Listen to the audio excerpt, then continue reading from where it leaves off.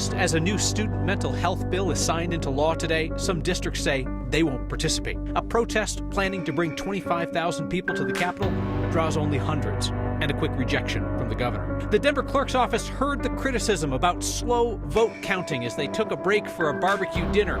So for tomorrow night's runoff, they're having a tally-in. Our final questions for the candidates for Denver mayor. And I'm not saying they agree on a lot, but when I asked them for their closing pitch to voters, Denver's at a crossroads? I think our city's at a crossroads. Tonight, from a city at the crossroads, this is next.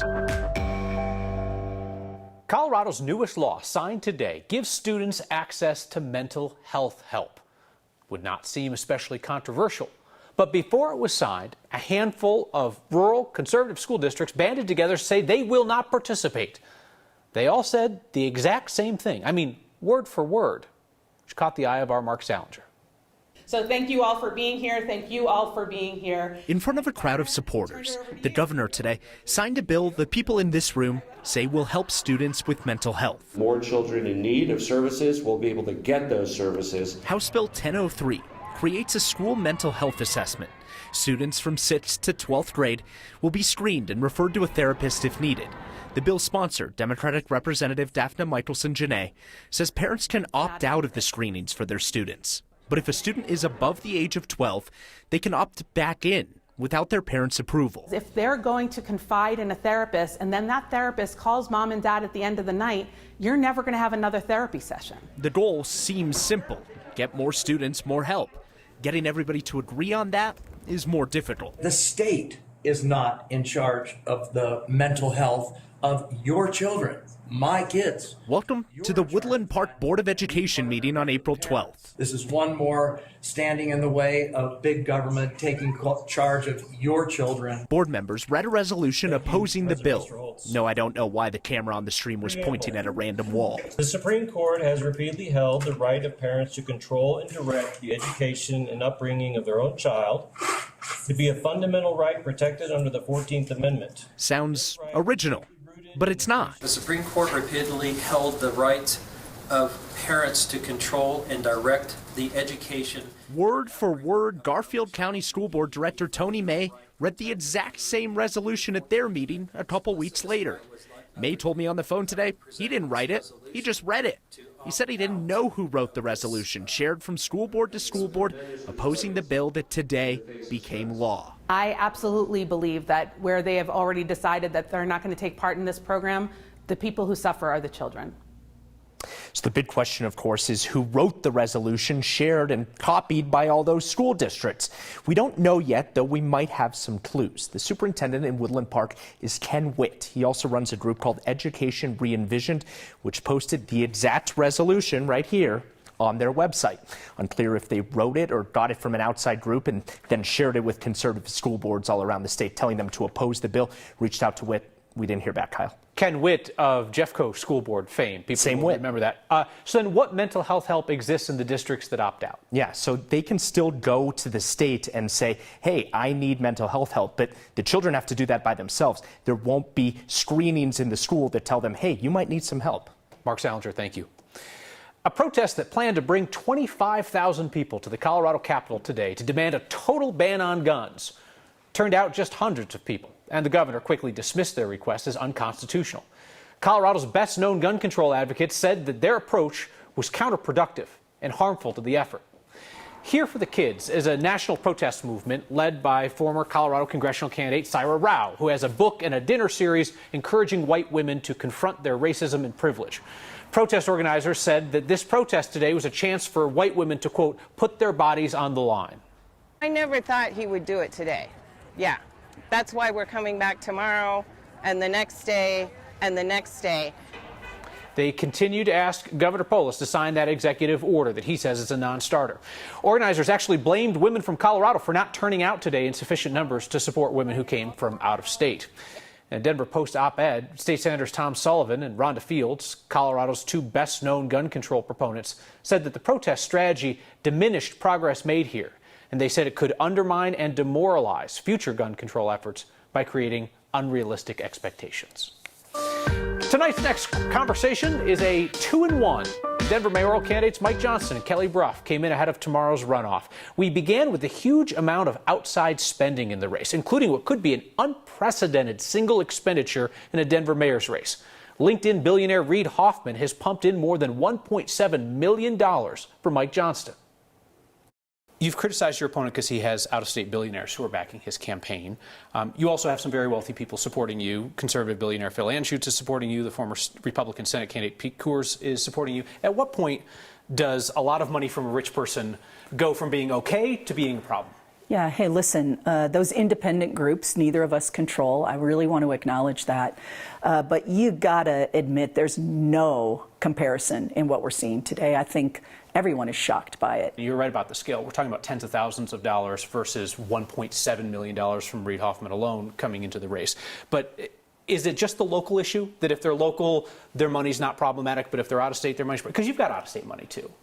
Yeah, small percentages for sure. My base is really right here, but I think it's a magnitude issue in this case. Like, I don't know why somebody gives you $1.7 million, but I'm smart enough to know there's a reason. What level of transparency do voters deserve about your relationship with Mr. Hoffman?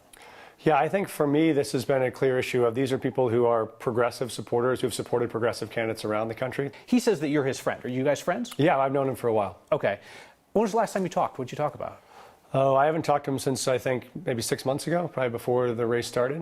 We talked about AI. He's very involved in AI and some of the work that's happening there. So we have a friendship. I think he backs candidates around the country that he thinks are courageous leaders. I think he released a statement on LinkedIn or others saying that about me. And so that's the extent of what I know as to why he did it. You don't think he wants something more from you in return? No, nothing at all. I think there's nothing that's been offered, nothing that's been asked. I'm going to ask both you and Mike Johnston to respond to a specific criticism from a prominent person in our community. In your case, John Parvensky, the longtime head of Colorado Coalition for the Homeless. He's newly retired, able to be involved in politics. He's supporting your opponent. He wrote, Kelly Brough has had many chances to prove her commitment to real solutions to homelessness. Her record shows neglect and indifference. She favors business over people. What are your thoughts about what he said? Yeah, I completely disagree, obviously. Listen, first of all, I would say these are all people, and we do have to address this issue. For me, my priority around supporting people who are experiencing homelessness has been to save their lives and improve the neighborhoods where they're living today, and I think we have to do both of those things. And I think my approach that says let's get people to safer locations as quickly as we can does just that, while we build, as a region, the housing and shelter we need to get people indoors. His criticism is about your past record. When you look at your past record at the chamber as it related to homelessness issues, do you regret anything you did there, or do you feel like you did the best you could with what you knew at the time? Yeah, I think I did the best I could with, but I would also say, you know, at the chamber, our focus was really around growing jobs. So people actually had the opportunity to earn a living, that you could support your family and afford housing. And I do think that is all about working families being able to live successfully in our region. CU Regent Wanda James, who supports your opponent, wrote, Mike is looking for a job. He wanted to be governor, then senator, now mayor. He is all over the place. The response. I love the job that I had as the last 3 years as the CEO of a foundation here in Denver, working a lot on issues the city's facing right now, like homelessness and affordable housing. But the closer I got to those problems, the more I realized the only way to really solve those is to be able to coordinate all of the services that the city provides, particularly on something like homelessness, where you have to make sure that what law enforcement is doing is aligned to what mental health is doing, is aligned to what our jails are doing, is aligned to what our addiction treatment is doing. And I love the city so much, I want to make sure that we are a place that we're all going to be proud to raise our kids in and our grandkids in. And I think that is the one task for this moment, and this is the one job I think has the power to do it. You have said that you won't serve more than 2 terms if elected. Maximum would be 3. So let's talk about the minimum.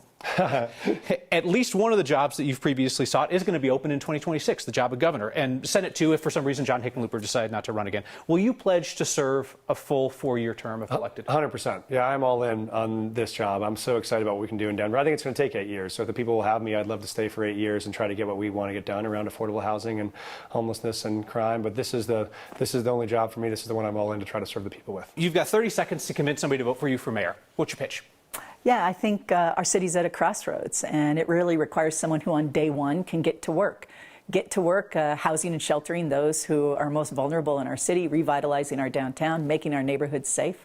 And I can do it. I have the experience. I've done it before as John Hickenlooper's chief of staff. I've been the head of HR, and I can go to work on day one. What's your pitch? My pitch is Denver's at a crossroads. We need a leader who can both take on really hard problems and who can bring together really broad and diverse coalitions to get those things done. I've done that as a teacher, as a school principal, as a state legislator, and as a CEO, and we're going to need a mayor who can do that, and I'm ready to do it. You and your campaign have answered every question that we've had over the course of the campaign, and you've made yourself available for in-depth conversation, so I hope that would continue if you're elected. Me too. I'll look forward to it. Thanks for all the coverage you've done to make this race a real priority. We'll see you at the crossroads, aka Election Day, tomorrow night. My full unedited conversations with Johnston and Brough got into a few more issues than we could touch there on the next YouTube channel. Hey, a quick thank you for all of the kids that you are going to keep well-fed in Jefferson County this summer. You raised $18,000 last week for the nonprofit Jeffco Eats, which is stocking up libraries and churches and housing complexes with food for young people and their families. It was your latest Word of Thanks microgiving campaign. They've now raised nearly $11 million for Colorado's nonprofits. Thank you. Denver's election clerk says if you want faster results on election night, you need to change your behavior, because they're not changing theirs. We still have the same model that we are continuing to work on. And Colorado Congresswoman Boebert gets caught in a lie about why she missed the debt ceiling vote. Next.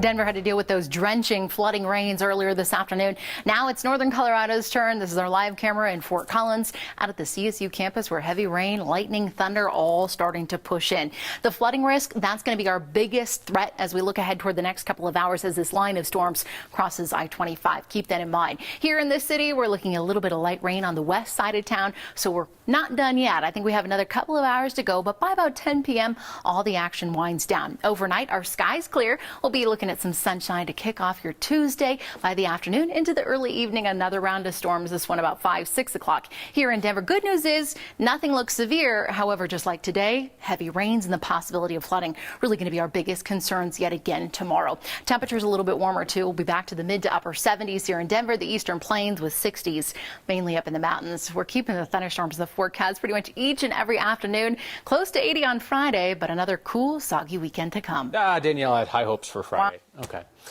Almost half of Denver voters waited until Election Day back in April. Took days to learn who made the mayoral runoff. Tomorrow night, the people counting the votes are changing just one thing, and it won't get the results out any faster. Here's politics guy Marshall Zellinger. These are Denver election workers scanning ballots that have been turned in ahead of tomorrow's runoff election. The more people vote early, the more results we'll have right at 7 p.m. tomorrow when the Denver clerk's office hits the tabulate button to officially count what has already been scanned. It's been a slow day today, and we want to make sure that folks know that they can use today. They don't have to wait until tomorrow to be able to turn in that ballot. 2 months ago, in the April election, it took a few days to count the ballots to know who made the runoff in several races, including mayor. In April, 44% of voters who returned a ballot did so on Election Day. 31% did it in the last 2 hours. Since we know that nearly half of all voters turned their ballot in on the last day, we wanted to know what the Denver clerk was planning on doing differently this time around. I mean, we've been reminding folks that it's really easy to vote in Denver. From day 22, they can actually mail their ballots to us as soon as they get it. No, but really, something's got to be different to prepare to count a late rush of ballots faster. We still have the same model that we are continuing to work on. But we know many people will vote on Election Day. There has to be one thing that changes. What's for dinner? Italian. Aha! In April, election workers had barbecue. We know that because election night results are supposed to update every 90 minutes, and the update from 7 p.m. to 8:30 p.m. added not quite 2,500 votes to the totals. We were told it was because there was a dinner break for barbecue. So if it takes just as long to count ballots this time around, is that a reflection on the clerk's office more than the voters turning in ballots at the deadline? Absolutely not. This is a democracy. We make sure that people have the right to vote. We make sure that it's easy for folks to be able to vote, and they have multiple choices on how to do that. Denver has long updated ballot counts every 90 minutes. There's a ballot machine that can scan 18,000 ballots an hour, but that's just one part of the process. You still have humans opening the ballots, reviewing concerns that the machine flags, so there are many reasons it can take a while to count. But if you watch this show enough, you know that people like me. Oh, no. You still have your like ballot. to hold on to their ballot until tomorrow. And relying on me turning this in faster to speed up the process, it feels one-sided. Yeah, you're ridiculous. I voted today. But wait, hear me out. Italian will be faster than barbecue, okay? Because barbecue, often eaten with the hands, right? You have problematic sauces that often involve like a full hand wash afterwards. Italian, still saucy, right? But usually it's like more contained, and you typically eat it with a fork. So maybe just kind of like a quick brush of the hands and then back to vote counting? Not everybody stops at the same time. And I don't think either of us are condoning don't eat dinner. No. Yeah, sure. But the metric will be how many votes will we see at 8:30 p.m. and then we'll know perhaps it's because Italian instead of barbecue, or we'll know that a process did change and we got more results faster. All right, wait and see. Go vote. Go vote. Everybody go. Congresswoman Boebert serves up conflicting excuses for why she missed the vote on the debt ceiling bill, which she called a crap sandwich. A word on why Coloradans shouldn't be fed excrement by elected officials. Next. Republican Congresswoman Boebert loudly opposed the debt ceiling compromise before she did not show up to vote on it. Now she's saying she skipped the vote in protest. That's not what newly released video shows. Journalists that night saw Boebert rushing to try and make the vote. An Axios reporter tweeted in real time, Boebert narrowly missed the vote, running up the steps right as they gavelled. Boebert would not answer our questions on this, but on social media over the weekend, she said that she intentionally didn't show as a form of protest. Shortly after that, CNN released video showing Boebert trying to make the vote. They just closed it. They closed it? Yeah. Congresswoman Boebert put a statement in the congressional record saying that she missed the debt ceiling vote because she was unavoidably detained. Now she says she skipped the vote on purpose as a protest. Both cannot be true, and Boebert knows which one of her claims is a lie. Congresswoman Boebert often gets a pass from the media for making outrageous and false statements because she does it so often. That's not fair to the Coloradans in her district, nor is it fair to the elected officials who do not blatantly lie to voters. I can hear you saying, oh, all politicians lie all the time. Except they don't. We have covered countless conservatives, progressives, and every view in between, politicians who clearly strive to tell the truth every day. They don't all offer up obvious, clumsy lies that insult the intelligence of voters. Now, when a politician twists the truth to benefit them or makes a factual misstatement, yeah, we'll keep calling that out too. But that kind of thing does not give any elected official a license to lie, even if they try to make it part of their personal brand. Back with your feedback next.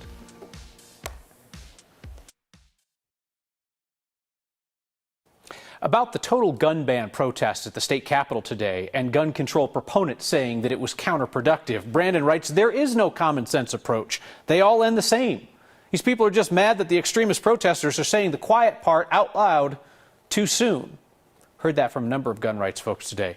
Tim writes in, though, to say, until my kiddo doesn't have to hold active shooter drills in preschool, whatever the gun control advocates think they've accomplished, it's not far enough. Tomorrow night, election night. Next, we'll be on the road. I'll see you next time.